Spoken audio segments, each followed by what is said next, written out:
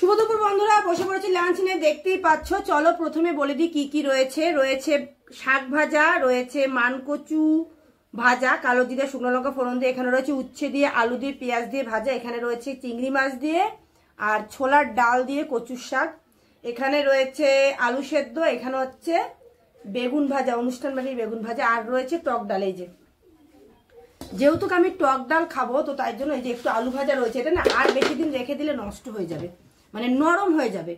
আর এখানে তোমাদের দাদা ভাইয়ের থালা গুছিয়ে মানে ভাত বেড়েছি, আর এই যে আলু ভাজাটা ওখানে নিয়ে নিলাম। ডালের পাতে খেতে এটা বেশি ভালো লাগবে। আবার একটু ভাবছি বানিয়ে রাখবো, বুঝলে, এটা বানিয়ে রাখলে না বেশ ভালো লাগে খেতে, আমার তো খুব ভালো লাগে। তো আবার ভাবছি খানিকটা বানিয়ে রাখবো। তো চলো আমার পাতা তো যেগুলো যেগুলো রয়েছে তোমাদের দাদা ভাইকেও সেগুলো দিয়ে দেবো। শুধু শাকটা আলু সেদ্ধটা দেবো না, কারণ ওটা বাসি তো হয়তো খাবে না। আমার কোনো ব্যাপার না, আমি সব খেতে পারি, নষ্ট না হলে সব খাওয়া যায়। কেননা রান্নাটা আমি কষ্ট করে করি তো, তাই ফেলতে আমার খুব মায়া লাগে। তো এই যে এটা হচ্ছে কচুর শাক, এই যে কপের কচুর শাক, ফ্রিজে কুটে সুন্দর করে গুছিয়ে রেখেছিলাম, দেখে আজকে খেতে পাচ্ছি, বুঝলে। কোনো জিনিসই নষ্ট হয় না যদি একটু গুছিয়ে রাখা যায়, বুঝলে। আগের দিন আমার বোন এটা খেতে কত ভালোবেসেছিল। আজকে আবার কোথায় দেবো, জায়গা তো নেই, না পরে দেবো।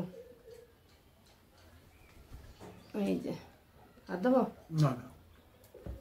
এই যে কচু ভাজা, আর এখানে করে নিয়েছি টক ডাল, এই যে, আর সাথে রয়েছে এই যে আলু ভাজা, মুচমুচে আলু ভাজা। এই আলু ভাজাটা খেতে আমার খুব ভালো লাগে। তোমরা কারা কারা এই আলু ভাজা বাড়িতে বানাও আমাকে কমেন্টে জানিও।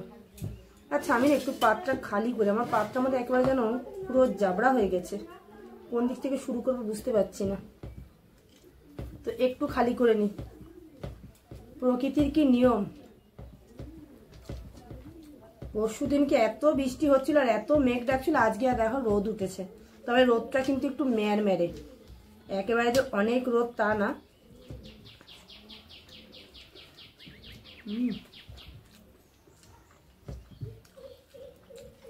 উচ্চ জিনিসটা খেতে আমি খুব ভালোবাসি।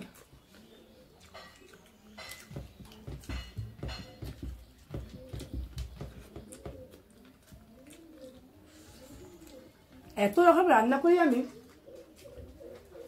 মানে তরকারি খেতে খেতে পেট ভরে যায়, ভাত খাবো কি।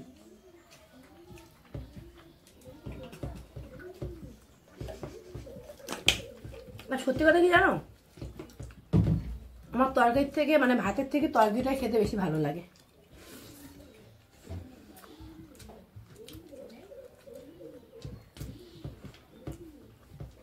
দারুণ।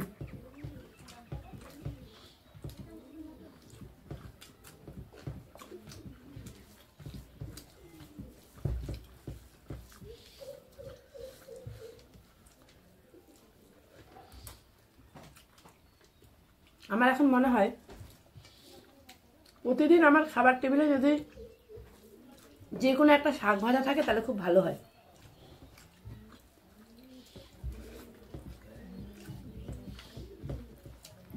দারুণ।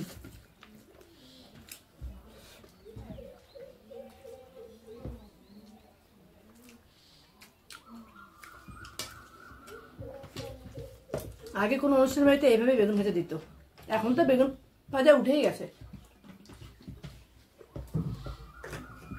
আগে যে কোনো অনুষ্ঠান বাড়ি এই বেগুন ভাজাটা থাকবেই।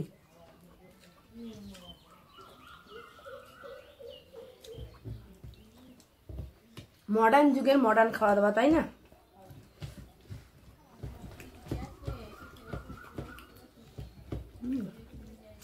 হেভি হয়েছে এটা। আগে যদি গোপাইটা খেতো আরো ভালো বলতো।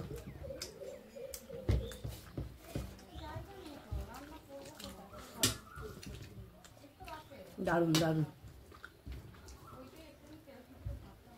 বাজারে গেলেই এবার থেকে আগে কচু আনতে হবে,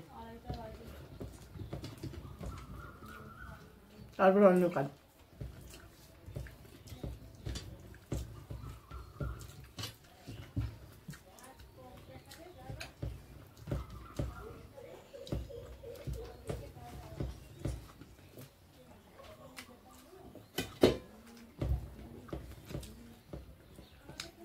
কচুর শাকে ছোলার ডাল দিয়েছি কেন জানো, এর মধ্যে একটা কারণ আছে।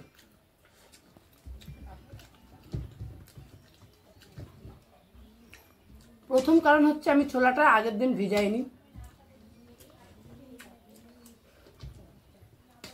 যার জন্য ছোলা দিতে পারিনি। আর দ্বিতীয়ত কারণ হচ্ছে আগের দিন ছোলা দিয়ে রান্না করেছিলাম, তো আজকে একটু অন্যরকম করার জন্য আমি ছোলার ডালটা দিয়েছি। আর ছোলার মধ্যে তো একটা খোসা থাকে গায়ে, ওই জন্য ভালো লাগে না। আর এটা তো খোসা নেই, ভালো লাগবে এটা। আমি জানি না তোমরা কেউ কখনো ছোলার ডাল দিয়ে কচুর শাক খেয়েছো কিনা, খেয়ে দেখতে পারো, ভালো লাগে, খারাপ লাগে না।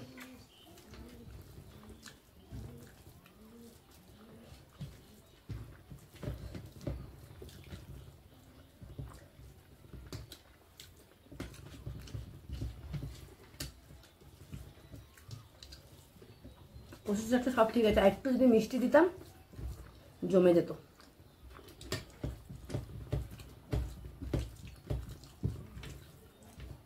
মিষ্টি দিতে মনে নেই। জয়া, তোর ভাত খাওয়া হয়ে গেছে? একটু কচুর শাক দেবো জয়াকে।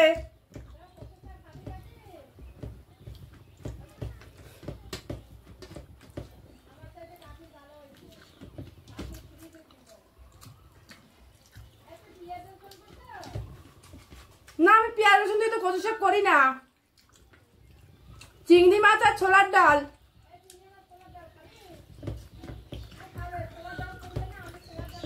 আচ্ছা, আমি দিচ্ছি একটু পরে। হ্যাঁ,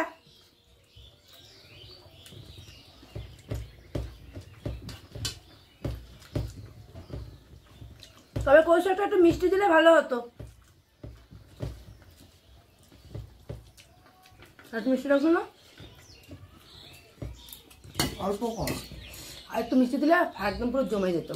তো যাই হোক, আজকে আমরা নিরামিষ রান্না করেছি, কিন্তু রান্নাগুলো কিন্তু অতুলনীয় হয়েছে। সবসময় যে মাছ রান্না করলেই ভালো হবে এমন কোনো কথা নেই, মাছ ছাড়াও কিন্তু খাওয়া দাওয়া ভালো হয়।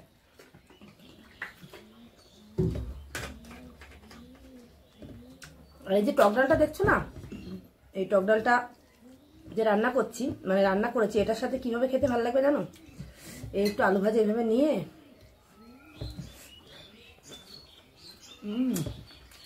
অমৃত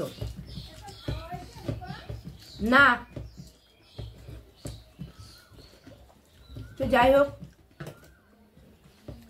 খাওয়া এখনো কমপ্লিট হয়নি, এখনো টাইম আছে। আমার তো খাওয়া দাওয়া পুরো কমপ্লিট। তোমরা তাড়াতাড়ি খাওয়া দাওয়া সেরে ফেলো, বেশি বেলা করে খাওয়া উচিত না। ভিডিওটা কিন্তু এই পর্যন্ত ছিল। যদি ভালো লাগে একটা করে লাইক করো, কমেন্ট করে জানিও আমার ভিডিওগুলো কেমন লাগছে। আর যারা যারা এখন আমাকে ফলো করনি, ফলো করে পাশে থেকো। Tata, bye bye. আবার আসবো নতুন একটা ভিডিও নিয়ে। বাই।